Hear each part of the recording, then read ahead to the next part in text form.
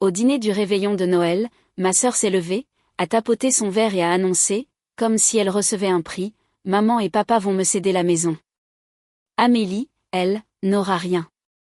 La pièce a explosé de joie. Des acclamations, des sifflets. Quelqu'un a même crié, « Il était temps !» Je n'ai pas applaudi. Je n'ai pas cligné des yeux.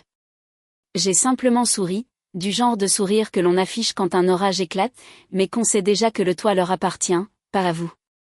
J'ai posé ma fourchette. Papa, ai-je dit doucement. Je leur dis où tu le fais? Son visage est devenu blême. Ma sœur s'est figée. Et à cet instant, tout le monde a su que quelque chose se préparait. Avant que je vous emmène dans ce qui s'est passé après ce silence, dites-moi, d'où est-ce que vous m'écoutez ce soir? Ça m'aide de savoir qu'il y a des gens, quelque part, qui ont survécu à des familles comme la mienne. Je m'appelle Amélie Girard, et si vous aviez rencontré ma famille avant ce fameux réveillon, vous auriez pu penser que nous étions proches. Le genre de photo de famille parfaite qu'on envoie pour les vœux de fin d'année, avec des pulls de Noël assortis, souriant devant le sapin, prétendant ne jamais hausser le ton. Mais les familles comme la mienne ne se brisent pas de manière bruyante et évidente. Elles se fissurent en silence, dans les petits choix, dans la personne qui est écoutée et celle qui est ignorée. Et d'aussi loin que je me souvienne, j'ai vécu dans cet espace silencieux où les gens ne vous remarquent que lorsqu'ils ont besoin de quelque chose. Chloé, ma sœur cadette, n'a jamais connu cet espace. C'était la favorite. Brillante, bruyante, pleine de charme. Le genre de fille que les proches adulent lors des réunions de famille, la qualifiant de « pétillante » et de « pleine de vie ». Je ne la détestais pas pour ça. J'ai juste appris très tôt que je devrais construire ma vie par moi-même, car rien ne me serait jamais donné aussi facilement qu'à elle. En grandissant, j'ai vu mes parents déverser leur attention sur Chloé comme si elle était une plante ayant besoin d'un arrosage constant.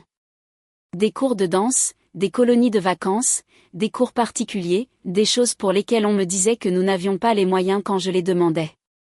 Plus tard, quand j'ai déménagé à Paris pour le travail, ils ont qualifié ma décision d'égoïste, comme si choisir mon indépendance signifiait les abandonner. Pendant ce temps, Chloé est restée près d'eux, leur rendant visite tous les week-ends, se glissant parfaitement dans le petit moule qu'ils avaient sculpté pour elle. Pourtant, je continuais à rentrer pour les fêtes, principalement pour ma grand-mère. Évelyne Girard, un esprit vif, des cheveux d'argent, la seule personne de la famille qui me regardait avec une fierté réelle.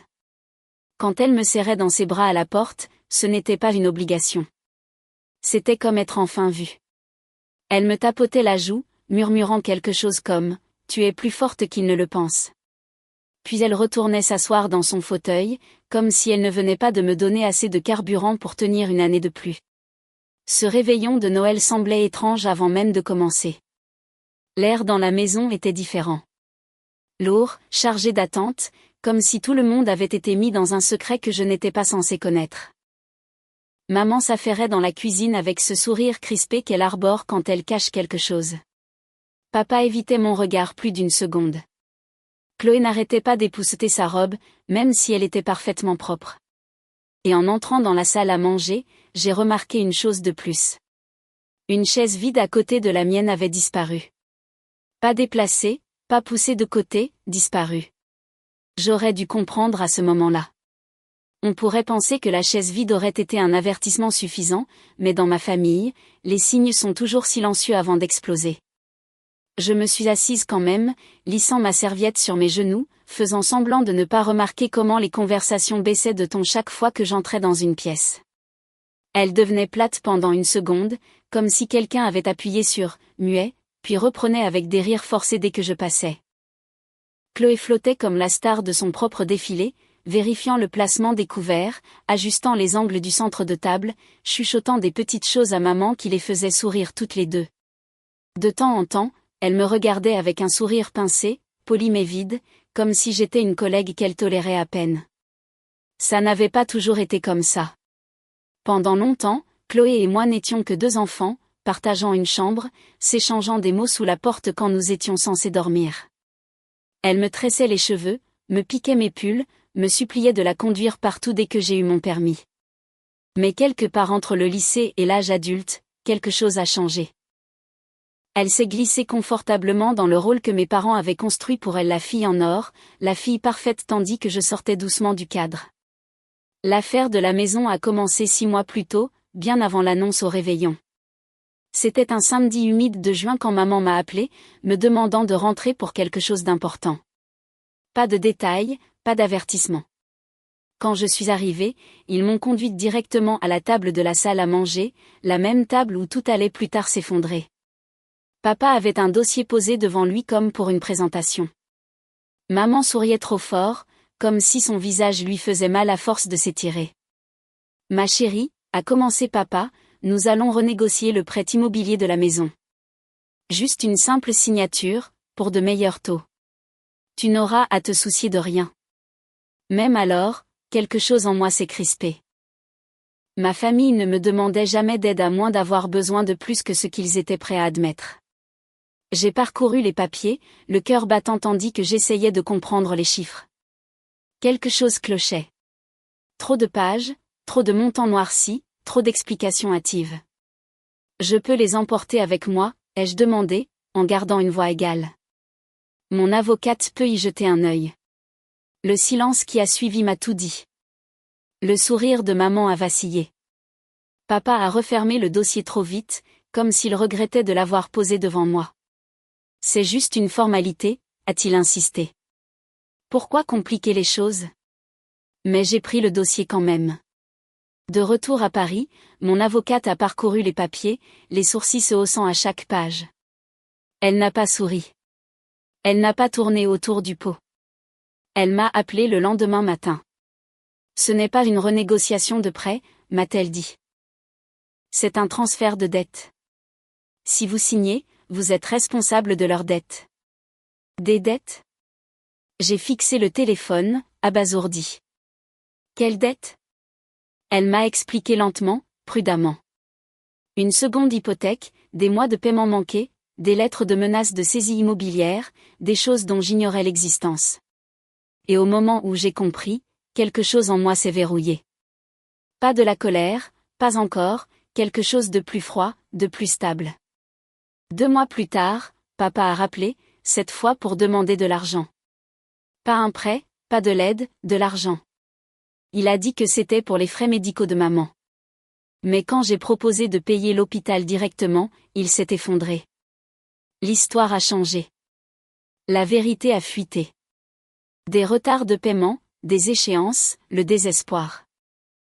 Et maintenant, assise à cette table de Noël, regardant Chloé rayonner sous l'attention de tous, le poids de ces 2 mois me serrait la poitrine. Il ne lui donnait pas la maison. Il lui donnait la dette. Et il s'attendait à ce que je reste assise tranquillement à côté d'elle pendant que ça se produisait. Quand novembre est arrivé, le secret pesait entre mes parents et moi comme un fil électrique à nu. Nous ne parlions pas des papiers que j'avais refusé de signer, ni de l'appel où papa avait admis la vérité. Nos conversations se sont réduites à des banalités sur la météo et des questions sur le travail, comme si de petites discussions pouvaient masquer un cratère. Il ne savait pas que j'avais fait plus que refuser. J'avais consulté les registres de la propriété moi-même. Je connaissais la seconde hypothèque, les intérêts qui les rongeaient, et le compte à rebours de la saisie qui était déjà enclenché. Ils se noyaient et essayaient d'entraîner quelqu'un d'autre avec eux. Au début, je pensais que ce quelqu'un avait toujours été moi. J'étais celle avec un emploi stable à Paris. Sans enfant. La personne qu'ils voyaient comme un filet de sécurité auquel ils avaient droit. Leur dire non, c'était comme apprendre une nouvelle langue qui avait le goût de la culpabilité. Puis Chloé a commencé à publier des indices en ligne, des légendes sur de grands changements, des photos sur le porche avec nos parents, des blagues sur le fait d'être prête à devenir propriétaire. Chaque publication était une nouvelle pièce du puzzle qui se mettait en place. Une semaine avant le réveillon, maman a appelé pour s'extasier sur le fait que Chloé était si excitée à l'idée de recevoir plus souvent une fois que les choses seraient réglées avec la maison. Elle l'a dit d'un ton léger, comme si la maison était un héritage précieux, et non une bombe qu'ils emballaient dans un joli ruban. C'est cette nuit-là que j'ai cessé d'espérer qu'ils régleraient le problème eux-mêmes. Je suis allée à mon bureau, j'ai sorti un dossier et j'ai commencé à le remplir, copie des retards de paiement, avis de mise en demeure, les pages de résumé qui montraient exactement à quel point ils étaient endettés. Je ne prévoyais pas de les humilier. Je prévoyais de m'assurer que personne ne pourrait dire qu'il ne savait pas dans quoi il s'engageait. Le matin du réveillon, je suis retournée chez eux avec ce dossier dans mon sac et un nœud dans l'estomac. Une partie de moi voulait encore croire qu'ils me prendraient à part, admettrait que le plan était allé trop loin. Au lieu de ça, maman m'a accueillie à la porte avec une étreinte crispée qui sentait le parfum et la tension. « Tu es magnifique », m'a-t-elle dit. « Chloé va être si heureuse que tu sois là. » La façon dont elle a dit « Chloé » et non « nous » m'a tout révélé. À l'intérieur, la table de la salle à manger était dressée. Des rallonges avaient été ajoutés, les verres brillaient, chaque chaise était occupée sauf la mienne. Ma grand-mère a croisé mon regard depuis sa place habituelle et m'a fait un petit signe de tête, comme si elle en savait plus qu'elle ne le disait. En me glissant à ma place, ma main a effleuré le bord de mon sac. Du papier contre de la toile, la preuve contre le déni. S'il transformait ce dîner en spectacle, j'en avais fini de jouer le rôle de la figurante silencieuse. Quand ma sœur s'est levée de sa chaise et a tapoté son verre, je savais déjà que j'allais assister au lever de rideau d'une pièce qu'ils avaient répétée sans moi. Chloé se tenait là, rayonnante, ses cheveux parfaitement bouclés, le collier que notre grand-mère lui avait offert captant la lumière comme s'il avait été choisi spécifiquement pour le moment qu'elle s'apprêtait à voler. « Maman et papa vont me céder la maison », a-t-elle annoncé, sa voix assez claire pour porter par-dessus chaque assiette et chaque verre. Amélie, elle, n'aura rien. La pièce a explosé de joie avant même que la signification de ces mots ne soit totalement assimilée. Des acclamations, des applaudissements bruyants, quelques sifflets, et ce genre de rire que les gens utilisent quand ils pensent soutenir quelque chose de bien. Quelqu'un a même tapé dans le dos de papa. Ma mère a tamponné le coin de son œil comme si elle assistait à des fiançailles. Je n'ai pas touché mon verre. Je n'ai même pas cligné des yeux. J'ai juste regardé Chloé et j'ai souri. Pas un sourire large, ni chaleureux, le genre de sourire qui porte le poids de tout ce que vous ne dites pas encore. Puis j'ai baissé ma fourchette sur mon assiette et j'ai demandé à papa, je leur dis où tu le fais? L'effet a été immédiat. C'était comme si mes mots avaient coupé un fil. La pièce est tombée dans un silence si lourd que je pouvais entendre le radiateur faire un petit bruit. La main de papa a glissé. Sa fourchette a heurté l'assiette avec un cliquetis métallique qui a résonné. L'expression de Chloé s'est crispée. Nous dire quoi? Autour de nous, les proches se sont penchés en avant, flairant le drame. Ma grand-mère a expiré brusquement, comme si elle avait attendu que quelqu'un, n'importe qui, arrête de prétendre que tout allait bien. J'ai attrapé mon sac, j'ai sorti le dossier et je l'ai posé devant moi. Je ne l'ai pas encore ouvert. Je l'ai juste laissé là, comme une menace silencieuse. Avant de célébrer le fait que Chloé obtienne la maison, ai-je dit calmement, vous devriez probablement connaître l'état dans lequel elle se trouve. Papa a essayé de se reprendre. Amélie, pas ici. Pourquoi pas? Ai-je demandé. Vous n'étiez pas gênée quand vous avez décidé de la lui céder sans lui parler de la dette. Les têtes se sont tournées. Les conversations se sont tues. Chloé s'est raidie comme si on avait tiré une ficelle à l'intérieur d'elle. Quelle dette a-t-elle lâché? J'ai enfin ouvert le dossier. Une pile de factures de paiement et d'avis de retard nous faisait face. J'ai fait glisser une page vers l'avant, la ligne du résumé en gras. Ils ont des retards de paiement, ai-je dit, sur 2 hypothèques. La seconde a été contractée sans en informer personne. Ils sont à quelques mois, peut-être quelques semaines, de la saisie immobilière. La main de ma mère a volé à sa bouche. Papa a rougi. Chloé a cligné des yeux comme si elle avait été giflée. Ce n'est pas vrai, a-t-elle dit, sa voix montant. Il me l'aurait dit. Est-ce qu'ils t'ont dit, ai-je demandé, les yeux fixés sur les siens, que la maison est accompagnée de plus de 100 000 € de dette? Que si tu signes ces papiers, tu es responsable de chaque paiement en retard et de chaque pénalité? Quelque chose s'est fissuré dans son expression. Le doute s'est insinué. Papa a réessayé. Tu présentes ça de manière pire que ce n'est, Amélie. Nous gérons la situation. Vraiment? J'ai brandi une autre page. Parce que celle-ci dit que la banque n'est pas convaincue que vous gériez quoi que ce soit. Il s'est jeté en avant comme s'il pouvait m'arracher le papier des mains, là, devant 20 témoins. Je l'ai retiré avant qu'il ne puisse le toucher. Arrête, a supplié maman. S'il te plaît, ne fais pas ça aujourd'hui. Pourquoi pas? Ai-je demandé. C'est vous qui avez choisi ce jour. Les proches ont commencé à s'agiter sur leurs chaises. Certains mal à l'aise, d'autres nouvellement curieux, quelques-uns ouvertement furieux d'être inclus dans ce spectacle auquel ils n'avaient pas été préparés. Ma tante Diane a été la première à parler. Daniel, a-t-elle dit sèchement. Est-ce que c'est vrai? Papa n'a pas répondu. Sa mâchoire était si serrée que j'ai cru qu'elle allait se briser. Maman a enfoui son visage dans sa serviette. Chloé nous regardait, passant de l'un à l'autre. Mais ils ont dit que la maison était à moi. Ce n'était jamais un cadeau, ai-je dit doucement. C'était une porte de sortie pour eux. Ils avaient besoin de quelqu'un pour porter la dette. D'abord, ils ont essayé de me piéger. Quand ça n'a pas marché, ils t'ont choisi. Chloé est restée figée dans sa robe à paillettes, tremblante. Son fiancé, Thomas, s'est légèrement éloigné d'elle, comme s'il n'était pas sûr de devoir être associé à tout ça. Est-ce qu'elle ment? A-t-il demandé à Chloé. Mes parents? Maman a sangloté. Papa n'a pas levé les yeux. C'était suffisant. Thomas a repoussé sa chaise et s'est levé. Tu m'avais dit que la maison était payée.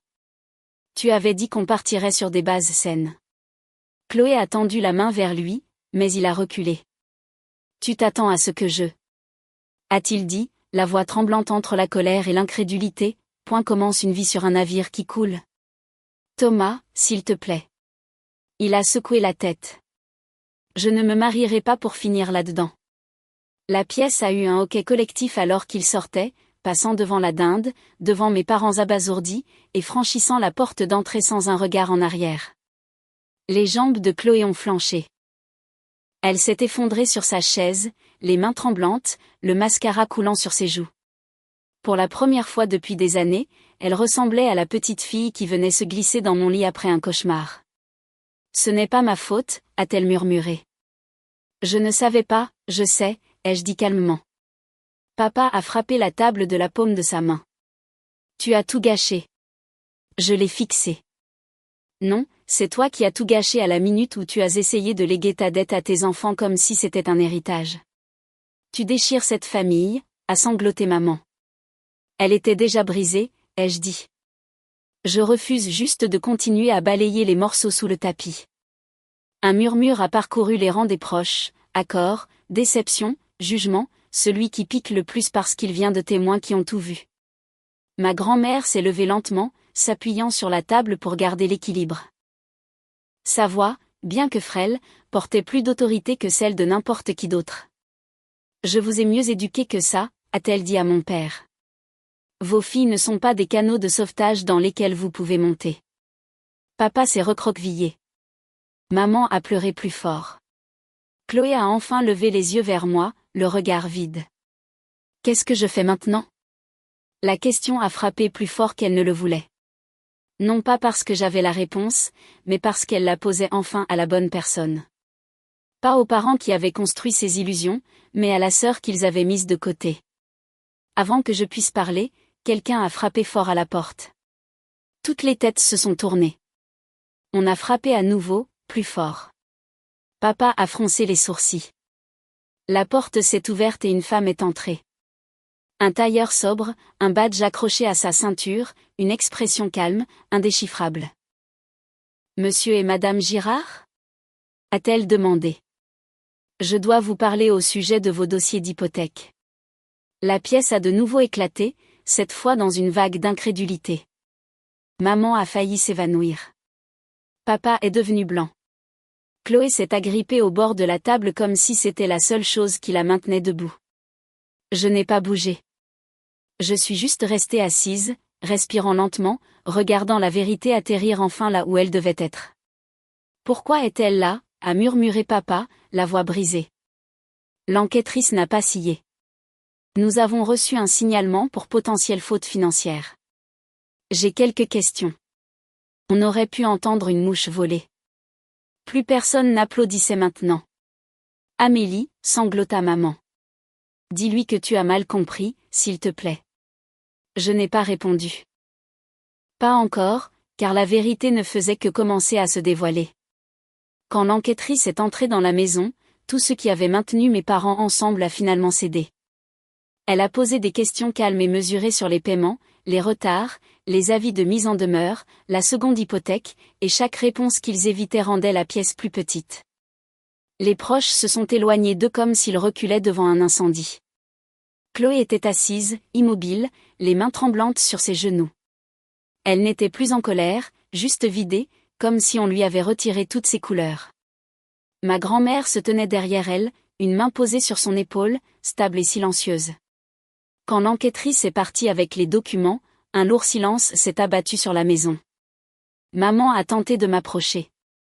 Papa a marmonné que je les avais humiliés. Ni les excuses ni les reproches ne m'ont atteinte. J'ai pris mon manteau. Chloé a murmuré, « Ne pars pas, je serai toujours là », lui ai-je répondu. Juste plus pour leurs mensonges. Dans les semaines qui ont suivi, tout a changé. Mes parents ont été forcés de faire face à ce qu'ils avaient construit, couche après couche de secrets, d'excuses et de dettes. La maison a été mise en vente. Ils ont déménagé dans un petit appartement de l'autre côté de la ville, plus silencieux qu'il ne l'avait jamais été. Fini les grandes annonces. Fini les illusions de l'enfant prodige. Chloé a commencé une thérapie. Elle m'appelait souvent, parfois pour pleurer, parfois juste pour rester en silence au téléphone. Elle m'a dit qu'elle comprenait enfin pourquoi j'avais arrêté de laisser nos parents parler pour moi. Quant à moi, j'ai appris quelque chose que j'aurais dû savoir depuis des années, dire la vérité n'est pas une trahison. La cacher, si. Et les familles construites sur le déni finissent toujours par s'effondrer. Si vous avez déjà dû vous tenir seul à une table pleine de gens qui prétendent vous aimer, dites-moi d'où vous écoutez. Et après avoir entendu mon histoire, qu'auriez-vous fait ?